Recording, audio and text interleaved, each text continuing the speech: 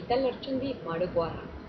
Aurten, 1986an, 100 urte bete dira Aitzol eta Lizardi jaio zutela, Tolosan eta Zarautzen urren zurren.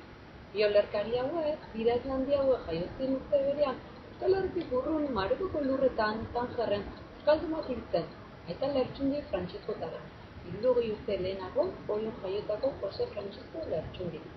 Elizak eta misio hutsak eraiki, bigarren hezkuntza eta lanbide heziketako eskolak zabaldu, arabide erakusteko eskola, imprenta bat eta Marokoko lehen medizina eskola eta ospitalea sortu, Behartxuntzeko 35 etxe eta doainoko jantoki bat egokitu, Tangerreko lehen musika eskola, korua eta banda antolatu, Marokoko orduko sultanak Hasan lehenengoa Espainiako erregearekin eta Leon XIII aita santuarekin izandako harremanetan bitartekari eta interpretari izan.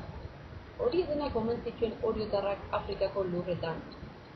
Bada gauza bat, Lertxundik egindakoen artean gainontzekoa baino goraipagarriagoa iruditzen zaidana, batez ere aldizkari honetan argitarazteko.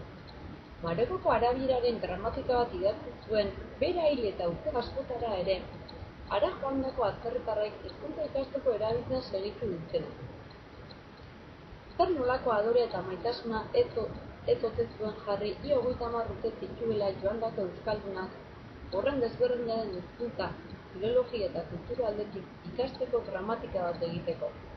Gogoan izan dezagun, Lertxundirena baloratzeko, nolako jarrera eta jokabidea izan zuten Espainiako kolonizatzaileek historian zehar, eta gehienetan, haiekin eskuz esku ibili den Elizak, gurutzearekin batera esportatu ohi dute lehenengo gauza hizkuntza izan baita, gaztelania.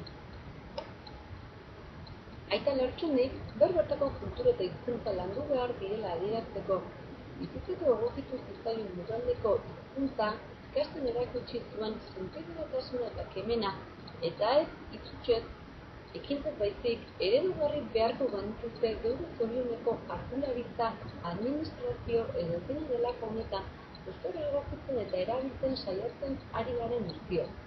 Lertxundiren jarrera ondo adierazten dute bere hitz hauek.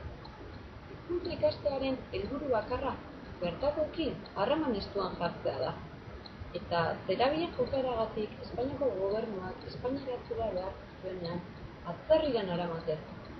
Orioko beste bi Lertxundik, Benitok eta Anduk, Angelek, aitzindari bikaina izan zuten berbertako hizkuntza maitatzea, lantzea, edertzea eta zabaltzeari dagokionez.